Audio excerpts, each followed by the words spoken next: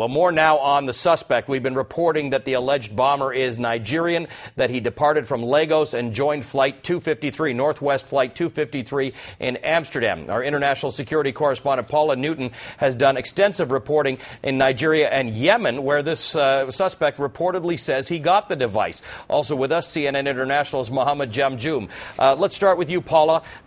He is claiming, or our sources are saying, that he claims he got this device in Yemen. And the question seems to be surrounding what this thing is that he tried to set fire to, and how he got it from Yemen to Lagos to Amsterdam and to Detroit, and what is the connection to Yemen? Well, what's interesting here, and let's talk again about, G. Meserve was bringing up earlier about what you can bring onto a plane, the difference between being able to bring something, a small quantity of something that's dangerous on a plane, which you can still do right now, Ali, but the fact of trying to detect it all is impossible. What authorities have tried to do is to make sure that they can contain the threat. We had the liquid bomb plot here, Ali, in August 2006. Many Americans will remember that. These guys never got on the planes, but they were convicted of trying to blow up 9 airliners transatlantically. Ali, how are they going to do that? Hydrogen peroxide, think of that as what you use, the chemical you use to dye hair, and tang. What was the detonation device going to be? Hollowed out AA batteries. Now, I've just mentioned things that people can still imagine that they can bring onto airplanes, but in very small quantities. And Ali, the key here is that authorities that I've spoken to in Britain, even though we've been in labs and we've seen things for ourselves, I wouldn't call them explosive. They are, in fact, more of something that can cause smoke, can cause a small flame, but not explosive. And a lot of authorities here have done a lot of research into this and think, look, so that we don't have to shut down travel, so that we're not sitting there with absolutely ridiculous safety concerns at the airports, this is a reasonable risk to take. And we've all been there with our plastic bags at the airport. Sure. You can get probably a half liter of liquid in there altogether if you really jam them in there. But the point is, they're saying, look, this was called the liquid bomb plot for a reason. They used soft drink bottles, Gatorade bottles. In doing that, Ali, they are saying that, look, those were huge quantities of liquid that really could have done some damage. Now, what I just explained to you, though, this gentleman, if he had an opportunity, probably could have gotten those component parts on an airplane, and as we see, did a little bit of damage. I have no confirmation that that's what he tried to do.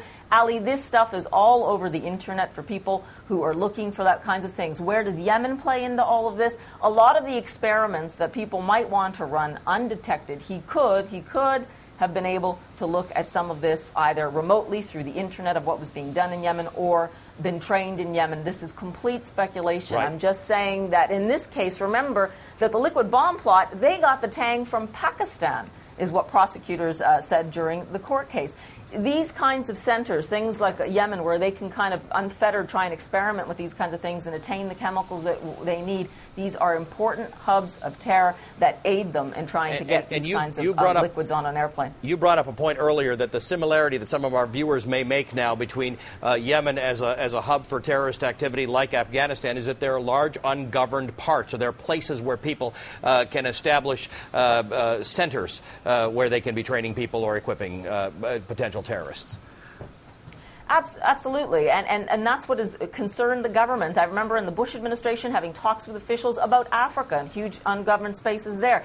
In the Middle East, they have been concerned about this for some time. The difference now, Ali, in the last few months, they've really seen that Yemen has become more of a problem, and they have confirmed reports, militants moving from the Afghanistan-Pakistan regions into Yemen. What's going on in those areas, not even the Yemeni government has a good handle on what could be going on, both north and south in those regions, in terms of aiding al-Qaeda. Mohammed Jamjoom is on our international desk following this development very closely. Obviously, a lot of moving parts across the world. Mohammed, what have you got for us?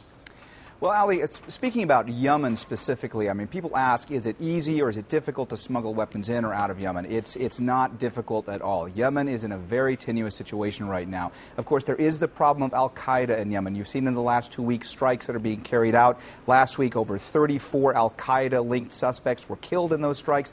Just yesterday, there were other airstrikes where there were over 30 militants and Al-Qaeda suspects killed.